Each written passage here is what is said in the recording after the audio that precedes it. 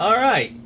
Well, it's no secret the saw runs and runs fantastic. If you haven't seen that, I'll show that to you now. And as you saw there, is just it's ready for a bar, chain, and wood again. So what was my problem? I said I would explain that, or at least to somebody or somewhere I did. So on the Nova chip, there are a positive and negative on it, and for the coil and everything. Well, I had it hooked to a negative ground like 99% of my saws, and everything was sealed up. We put brand new crank seals in it, brand new gaskets. I mean, everything like that.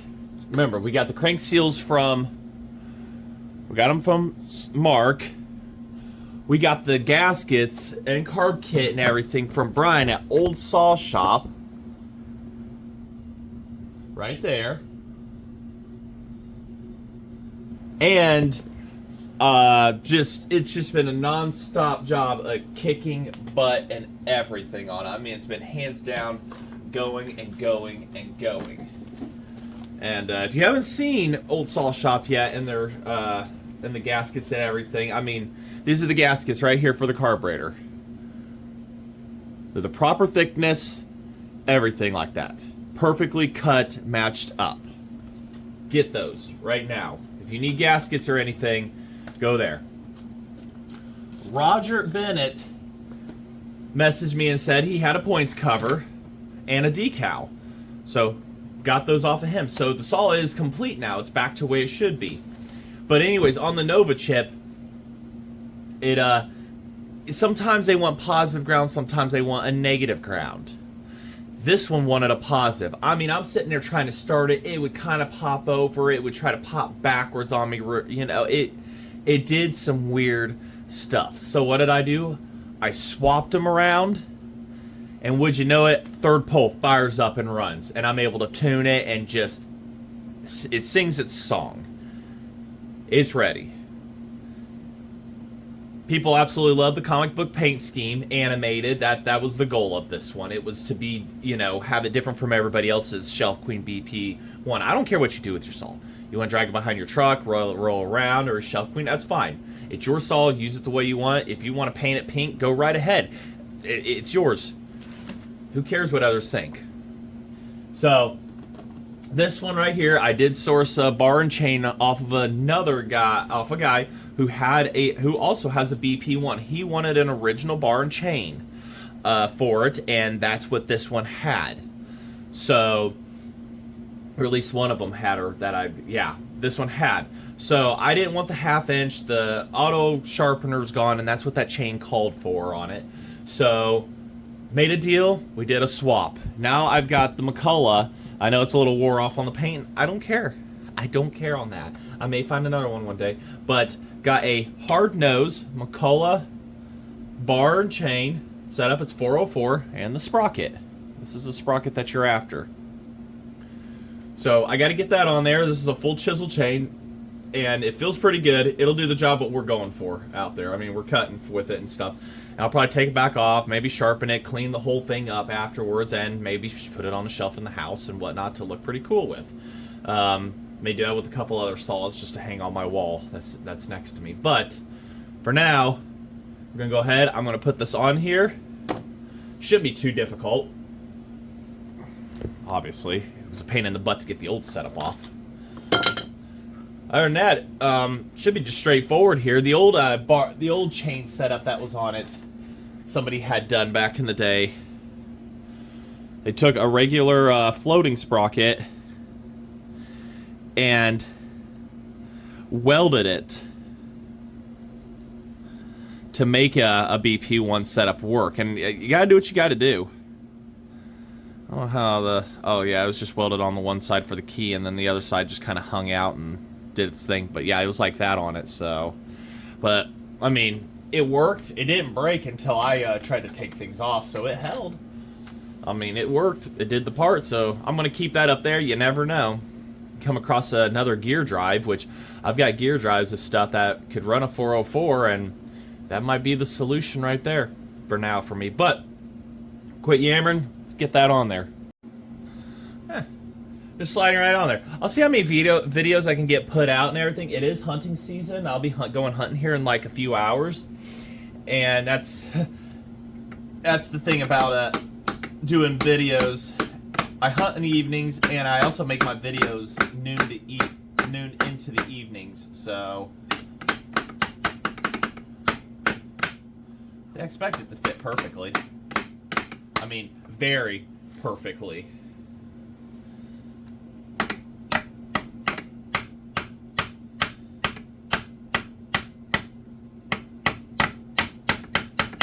There we go. Do the job. That ought to teach it who's boss. I don't know. That was the setups that were on it. Ew, it's nasty. It's gonna get nasty anyways, though. Still. As long as it doesn't spin off on me while I'm sawing, I guess I'll be alright. Hold on a sec. I wonder if I used one of those spacers on this, because the key is sticking out ever so slightly on it, and if I can get a spacer put on it. Take one of those spacers up here from this setup. Yeah, keep it from flying in and out of frickin' space or something. There we go. We'll put that on there. A locking. And then our lock bolt.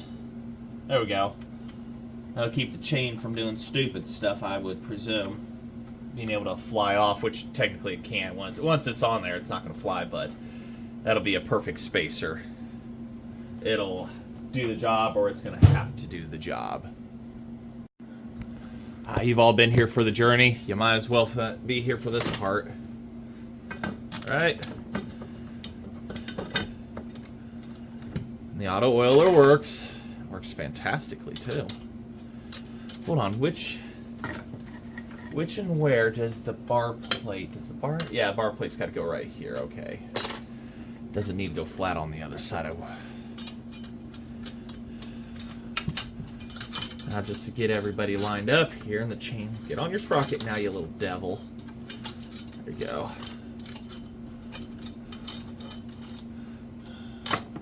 Oh, that's some plastic.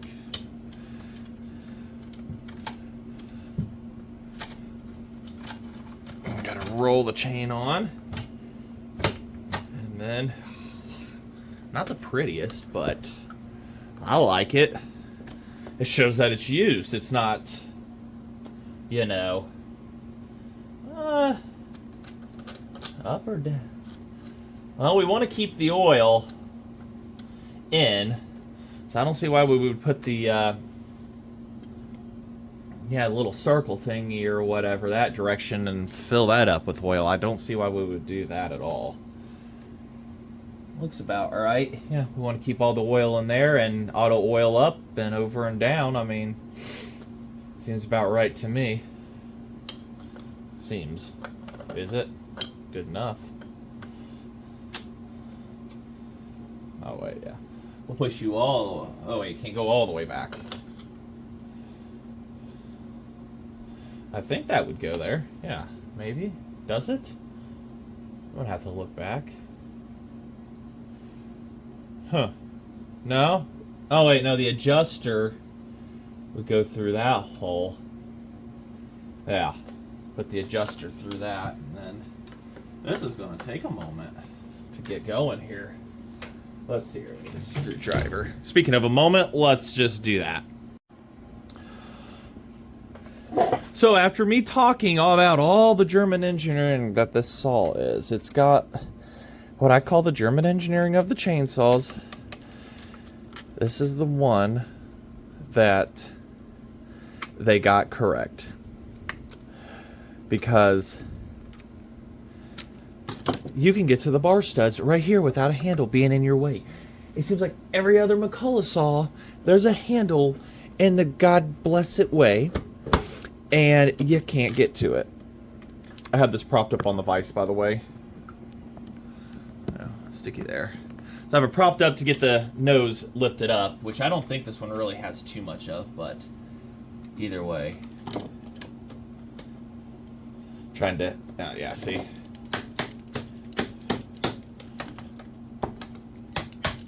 Rotate this around. Looks like the chain's got a couple spots on it to give her some extra tightenings because there's some couple links here that are not having it. They don't like life or whatever. Take the tension off here.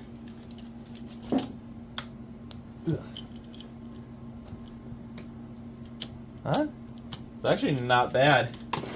It'll loosen up as we go. That's when we fire it up. But look at this. I can get to it with a normal wrench. I don't need a wrench or anything fancy. Everything is working perfectly.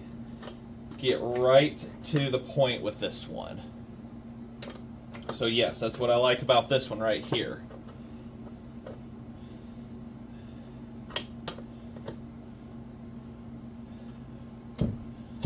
Feels pretty good, and like I say, once it gets used, it gets used. The guy I got this from has actually never cut with their BP1. I don't even think they know if it runs unless they put a, yeah, that's right. They put a shot of fuel down the carb, it fired over, that was it. That's as far as they ever went, nothing more. So, I told them, hey, get it running. You might as well. Man, you're not going to blow it up that easily. So. There she is in all of her glory, though. It's a good-looking saw. I mean, it looks good. It's a good-looking saw. Very late 50s, early 60s look. Especially, you know, the vehicles of the time look that way and everything. This saw definitely has it going for it on that department. It's absolutely a fantastic-looking saw. I mean, running, I've ran one. It runs fantastic for its engine size and whatnot. It's definitely non-comparable to other saws, other than, it cuts wood. You're right, but it's in a league of its own. It's like the anteater in the animal kingdom. It's on its own. I mean, you're just not gonna find another saw like this in any lineup. It's just a fantastic saw. Once you look past all the stuff I've done and criticized it about, but what can you say, right? But all right, check a few things here. We'll fire it up. Get a little oil put into the stuff falling on my roof from the tree up above. That time of year, so fall. All right, I'm gonna go over a couple things here. Make sure get tanks filled up. I'd like to get some that's what I was going to do. I was going to see about putting bucking spikes on this one. Hey, you can get to the bolt holes on it without removing the bar. Well, holy ding dong. I'll see if I can find a bucking spike and we can adapt it to this. Got a couple options here. Don't know which will work, if any. We've got your typical 10 series. Turn this around. Get a look over here. Yeah, so it's going to bolt on the outside. That's fine. We've got your typical 10 series. And, well, of course one's going to line up, but none of the others. So a 10 series spike is out of the question. And I'm presuming this gear drive one, well, actually I should have another option up on the shelf behind me, way back there. And then you've got this style one. New old stock, and I think it might work. It's going to be worth taking out of its bag. It's been sealed in there. Let's see what we can do here. Take her to the top here and breathe air for the first time.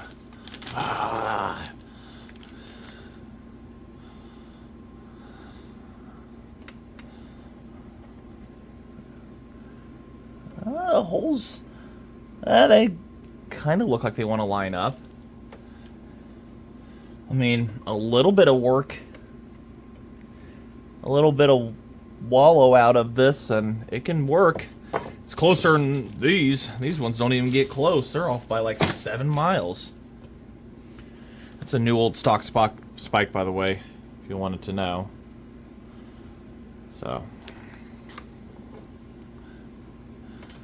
yeah. No. All right. Definitely looks like it's mounted wrong. Like, not supposed to be sticking out as far, but a little bit of work, and that one could do the job. Let me just see about the other one, if it's still available. Here's my other option. It's a pretty aggressive one, and I'm not afraid to drill it either. This one fits a full-size chainsaw. Those are the big boys ones.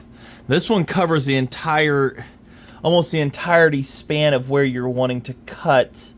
And all I got to do is wallow out the bottom hole a little bit, and it'll be good. But it looks kind of goofy sitting up that high, though, versus this one that'll do the entirety of the job for you. I think we'll go with this one right here. I think that'll do much better overall. Gets to the point a little bit better. I mean, it's a really torn decision, but this one's sitting up off the ground versus this one's just right there at the base. Very torn on which one. I'm gonna sit here for a little bit and think about it. Went with that one. Got the one hole drilled. Send it. Use some cap screws, washers, because these are tapered inward for machine head screws or whatever the term is. But I just crushed some washers down to fit into the oval form, so it's got nice little tension on it to help lock it in place, but also locking nuts. So that's not coming off. That, to me, that looks like $1 million. I think I figured out the reason guys really like these. There's uniqueness to it, but they don't look like any other saw, and they definitely don't feel like any other saw. So, awesome. Now to make it a mess. Now to see if it's going to run with the bar and chain on. I got to get all the fluids done here real quick, and then we'll run her up, go make a cut, clean her up, and move on to the next, right? So this one I got lucky on, though. The primer does work. It likes to run a little fast at first, and then it calms down. And then I do a little adjustments after that. But we'll see where she's at right now. Chain gets loose, we'll shut her down, tension it back up, rinse and repeat until things are happy. So, I don't know, like 4 prime shots, shot of my butt. Actually, we'll do this. So it's not my butt. Turn it on.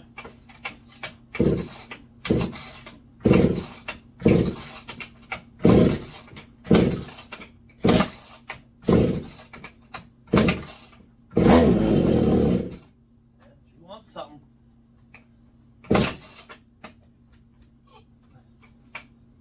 Oh, starter mechanism. Oh.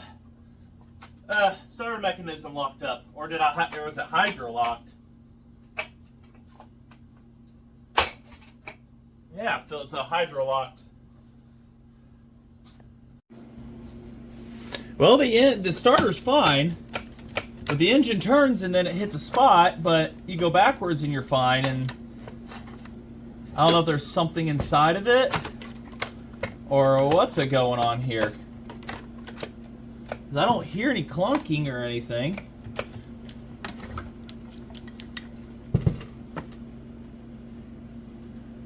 I mean, is she acting hydroed or something? I don't know what's going on.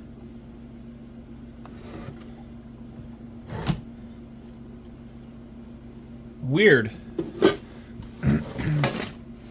But like it hits a wall. I wonder if it is hydro locked though at the very bottom. Have to peek in there further. Well, somehow that got into the flywheel on the inside. That's all buggeried up a little bit and was spinning in there. Somehow it sucked in a screw from somewhere. I couldn't tell you where. Unless it magnetized itself and stuck in there and it just came loose, but engine's good.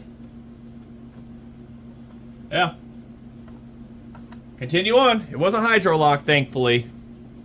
But it was just a clunk, and then after I took the starter off, that fell down. That could have been bad, but not sure where it was hanging up, but alright. Fun. Alright, let's see if we can get some cuts out of her. Now what I will say is the high speed, I do remember, and if you all recall, me saying it likes to rotate itself around a little bit. It kind of stopped because the O-ring swelled up again, but it may need some fine tuning on the on that, like putting a spring against the body or something. But for now, we're going to see what she's made of. I'm not going for record speed or anything. I'm going for proof of concept that 25 years and all this work, will she make another cut or two? So let's see what we got here.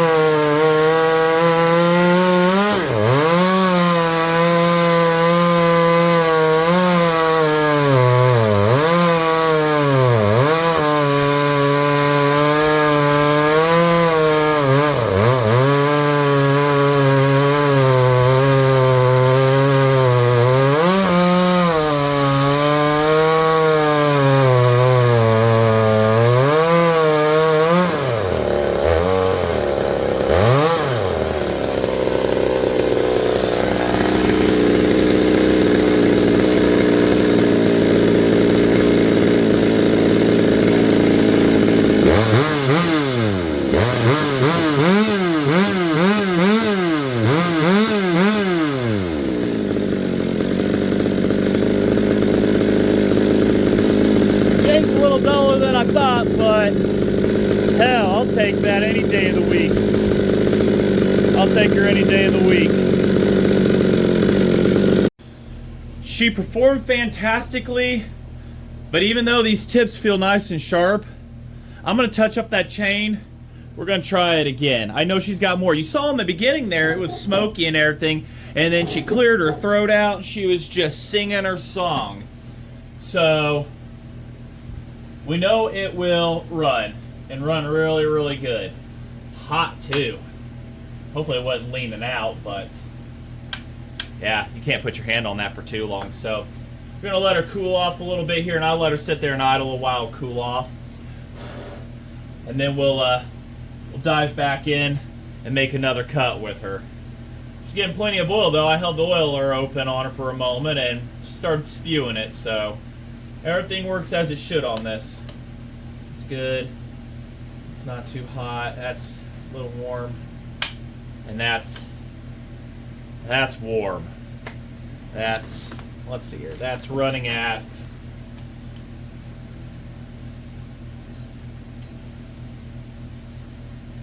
180 degrees. Woo! The engine's running about 3. Might be running about 3. 165, 185, 87. But that is attached to the head right here, and then the heat's just gotta. So they bolted that right to the head. It's gonna get hot. I mean, that is blistering. So, all right, let's get that chain off there. I'll do all that real quick, and then we'll try for another. Let's try cut number 2 here. Chain sharp, or sharper than it was. So, all right, let's see what we got on her. Same tune, everything. See what we can do here.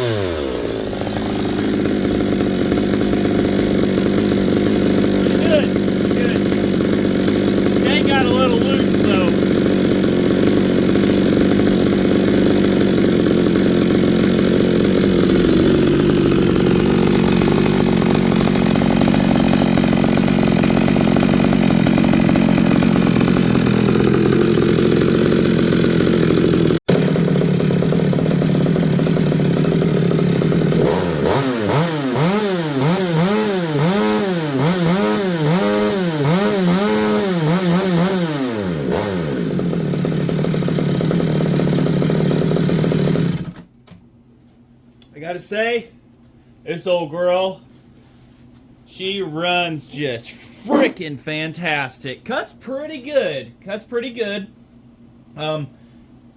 Engine screams loud. That gear drive takes the bar and chain speed down, but that's the only way that you could utilize that power in a longer bar. I mean, these were supplied with an 18 to 24 inch bar, and this one, I don't think I have a tape measure on me. I don't know how long it is. 63 gauge.